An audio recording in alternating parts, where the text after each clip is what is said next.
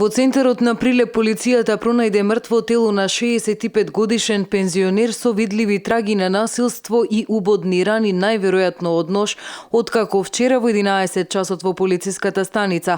Лице пријавило дека 2 дена нема информација за станар на кого му го изнаемил станот, потврдува портпаролот на СВР Битола Сања Стаматова.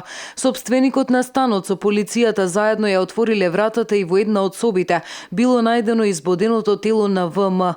Отсуството на сега починатиот од неколку дена го навело на сомнеж сопственикот на станот, каде ВМ живеел под кирија. Откако никој не му отворил, повикал полиција. Бил повикан и обвинител, пошто била дадена наредба за обдукција со цел да се утврди кога бил убиен прилепчанецот и колку време без животното тело стоело во станот од зградата на булеварот Гоце Делчев.